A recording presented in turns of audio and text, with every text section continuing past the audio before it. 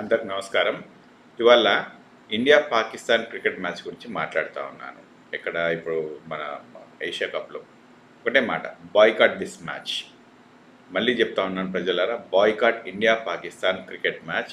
2020 Asia cup జరుగుతుంది కదా, దాన్ని బాయ్కాట్ చేయండి. ఎందుకు ఈ మాట చెప్తా ఉన్నాను అంటే, చూడండి, మొన్ననే యుద్ధమైంది.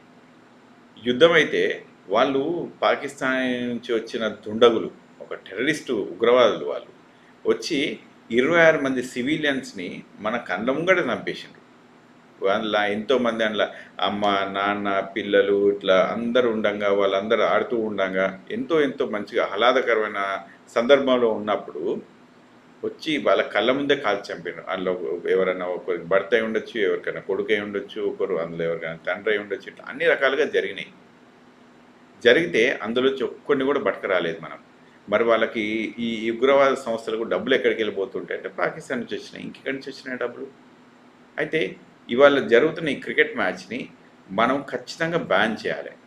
మరి ఈ మాట ఎందుకు చెప్తా ఉన్నానంటే, మనము వాళ్ళకు వాటర్ బ్యాన్ చేసినాం అంటే మనం ఇప్పుడు మన వాటర్ వాళ్ళకి ఇస్తలేము మనం, రైట్? వాళ్ళ ఏరోస్పేస్ మనం వాడతలేము, రైట్? అంటే మనం ఇప్పుడు ఎట్లా ఏరోస్పేస్ అంటే, ఇప్పుడు మనం ఫ్లైట్స్ ఉంటాయి కదా పాకిస్తాన్ పై నుంచి, అంటే ఏరోస్పేస్ వాడేది, అది వాడతలేము మనం, అవునా?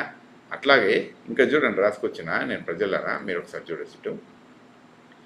వాళ్ళతో మాటలు లేవు, వాళ్ళతో బిజినెస్ లేదు, వాళ్ళు చేసేదంతా టెర్రరిజం. మరి ఇవన్నీ ఇట్లా ఉన్నాయన్నప్పుడు, ఇక వీళ్ళు టెర్రరిజంని ఇంత ఎంకరేజ్ చేస్తున్నప్పుడు మనం వీళ్ళతోటి క్రికెట్ మ్యాచ్ అవసరమా? ఒక్కసారి ఆలోచించాలి. మరి ఇప్పుడు నేను చెప్పడానే కాదు, మీరందరూ కూడా ఆలోచించాలి ప్రజలారా. You all have to think about this, right?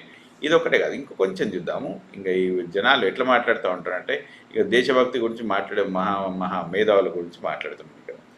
ఈయన అనురాగ్ ఠాకూర్ గారు కేంద్ర మంత్రి, right? What he saying is, మనం పాకిస్తాన్ తోటి ఆడాలి, ఎందుకంటే ఇది ఇంటర్నేషనల్ ప్లాట్ఫామ్, మనం ఆడాలి అని చెప్తాం.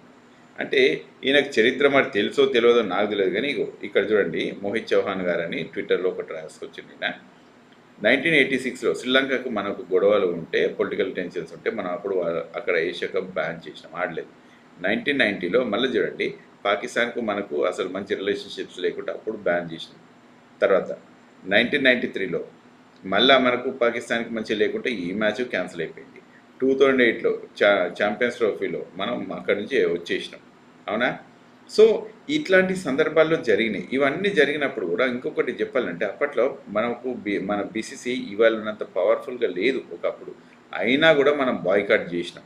ఎందుకు అంటే, ఈయన ఏమి రాసుకొచ్చారంటే, అప్పుడు ట్రూలీ నేషనలిస్ట్ పార్టీ ఉంది, ఇప్పుడు లేదు అనే మాట మాట్లాడుకుంటూ వచ్చిండు. So playing cricket is not compulsion. I do agree. ఈ మ్యాచ్ ఆడకపోతే గొప్పలు ఏమంటుకోపోతే ఆడతాం, లేకుంటే లేదు. మనం అట్లాంటి దేశం వాళ్ళతోటి, అట్లాంటి రాక్షసులతోటి, మన వాళ్ళని చంపిన వాళ్ళతోటి మనం ఒకవేళ బాల్ వేస్తే వాడు కొడుతూ ఉంటాడు, వాడు బాల్ వేస్తే మనం కొడుతూ ఉంటాం. ఇదా? నేను ఇప్పుడు దీంట్లో ఎట్లా జరిగింది? ఇప్పుడు ఆనాడు ప్రధానమంత్రి గారు ఆపరేషన్ సింధూర్ ఇంకా కంటిన్యూ అయితేనే ఉంటుంది అన్నారు. అంటే ఆపరేషన్ సింధూర్ కంటిన్యూ అవుతూ ఉంటుంది, మన క్రికెట్ కూడా కంటిన్యూ అవుతూ ఉంటుందా? ఇది ఏ పద్ధతికి వెళ్ళి అవుతూ ఉంటుందో మరి నాకేం తెలియదు. తర్వాత water and blood cannot go together అని చెప్పినప్పుడు, మరి ఇప్పుడు water and cricket when it cannot go together, cricket shot and gun shot can go together. I was wondering like can this happen? అంటే మరి ఇది మనం ఆలోచించాలి ప్రజలారా, మనం కూడా ఆలోచించాలి. ఎవరు చెప్పడమనో, ఈయన చెప్పడమనో, ఆయన చెప్పడమనో కాదు, మనం ఆలోచించాలి. మనం చేస్తుంది కరెక్టేనా?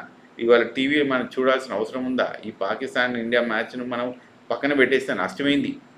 మనం అన్నీ ఆలోచించుకోవాలి కదా, ఎంటర్టైన్మెంటే కాదు కదా మనకు కావాల్సింది. ఎప్పటికీ దేశం అంటే దేశం కోసం నిలబడాలి, ఎన్నో సాక్రిఫైస్ చేసే ఉంటుంది.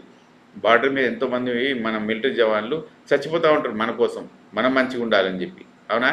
ఇప్పుడు ఆనాడు పెహల్గాంలో ఇప్పుడు చూడండి, ఆ ఉగ్రదాడి జరిగింది, మన వాళ్ళు సివిలియన్స్ని చంపేసిండ్రు వాళ్ళు. మరి అది ఎట్లా యాక్సెప్ట్ చేస్తాం మనం? మనం ఎప్పుడైనా ఇట్లాంటి పని చేస్తామా? మన దేశం ఎన్నడన్నా ఒక సివిలియన్ పోయి పాకిస్తాన్లో అటాక్ చేస్తుందా? మరి ఇక ఏం చెప్తాం? ఇక చెప్పండి ఇక. ఓకే, మనం పాకిస్తాన్ ఆర్టిస్టులను బ్యాన్ చేస్తాము, పాకిస్తాన్ యూట్యూబర్లను బ్యాన్ చేస్తాం, క్రికెట్ మాత్రం పోయి ఆడతాం. ఇదేనా?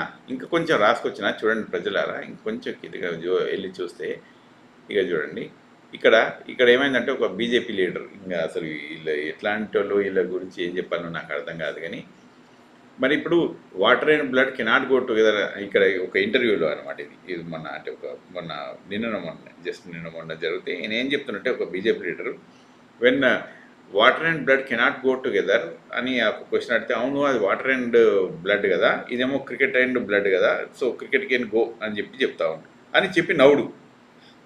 అంటే ఇదేమన్నా జోకా దేశం అంటే వీళ్ళకు? జోక్ అండి. తర్వాత ఇంకొంచెం కిందికి వచ్చి వస్తాను చూడండి ప్రజలారా. ప్రియాంక ఖార్గే గారు ఈయన ఒకటి రాసుకొచ్చిండ్రు, ప్రాఫిట్స్ ఓవర్ పేట్రియాటిజం. అంటే బీసీసీఐకి కావాల్సిన డబ్బులేనా? బీసీఐసీఐ దగ్గర కొన్ని వేల కోట్లు ఉన్నాయి.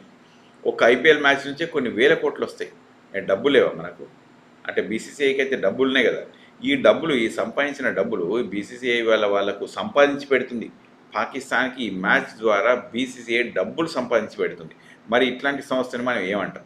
ఒక మాట చెప్పండి. ఇదే పని కనుక ఇంకెవరైనా చేస్తే వాళ్ళ మీద ఎట్లాంటి లేబుల్ ఎంబ్లం వేస్తారో తెలియదా? మరిగా ఇది ఎంతవరకు న్యాయం అనేది ప్రజలు ఆలోచించాలి. ఎందుకంటే ఇట్లాంటివి ఇక పరాకాష్ఠకి చేరింది అనమాట. ఇది క్రికెట్ ఆడడము వాళ్ళతో అనేది ఒక పరాకాష్ఠ. నా ఉద్దేశంలో ఇదైతే ఒక పరాకాష్ఠ. ఓకే సరే, ఇది ఒకటి అయిపోయింది ప్రజలారా. ఇంకా కొంచెం పక్క వెళ్ళి చూద్దాము. ఇగో నళిని ఉంగారు అని ఈవిడ గారు ట్విట్టర్లో రాసుకొచ్చారు, మనం ఈ క్రికెట్ టికెట్లు కొనొద్దు, టీవీలో చూడొద్దు, వీళ్ళను ప్రమోట్ చేయొద్దు, ఎవరు గెలిచినా మనం వాళ్ళను, ఇండియా వాళ్ళు గెలిచినా కూడా వాళ్ళని కంగ్రాచులేట్ చేయొద్దు, ఈమె నేను బ్యాన్ చేస్తున్నా ఈ క్రికెట్ అని చెప్పింది. ఇగో నేను కూడా చెప్తా ఉన్నాను పర్సనల్గా, నేనైతే I will not watch this score, I will not watch this cricket. ఎందుకంటే నేను ఒకప్పుడు చిన్నగా ఉన్నప్పుడు మనం అందరం క్రికెట్ ఆడుకునే వాళ్ళం చాలామంది కూడా. I was also a cricket player. కానీ at the same time what I mean to tell you, నేను మాత్రం ఇట్లాంటి దాన్ని ఎట్టి పరిస్థితుల్లో ఎంకరేజ్ చేయను. తర్వాత ఇంకొంచెం కిందికి వచ్చి చూస్తాను ప్రజలారా. ఇదిగో ఇక్కడ చూడండి, ఇక్కడ పెహల్గాం దాడైనప్పుడు ఇగో వీడు చూస్తే జస్ట్ పెళ్ళైనాక 3 రోజులకి, అవునా, ఇట్లా ఎంతోమంది ఆహ్లాదంగా ఉన్న టైంలలో చనిపోయినారు, అవునా. ఇంకో కొంచెం కిందికి వెళ్ళి చూపిస్తాను చూడండి. ఇవి చూడండి ప్రజలారా. ఇక్కడ ఒక అంటే ఇదే క్రికెట్ మ్యాచ్ పెహల్గాంలో అయినప్పుడు పాపం ఒక వాళ్ళ కుటుంబీకుడు ఓకే ఆస్తికలు ఇక్కడ కలుపుతూ ఉంటే ఈ బాధ ఇట్లా ఎన్నో జరిగినాయి. ఇట్లాంటి ఇంకా చెప్పుకోవాలంటే ఒక అమ్మాయి వాళ్ళ కుటుంబీకులకు ఇంకా గౌరవవందనం సెల్యూట్ చేస్తూ ఉంది, మీరెంతో గొప్పవాళ్ళు అని చెప్పేసి.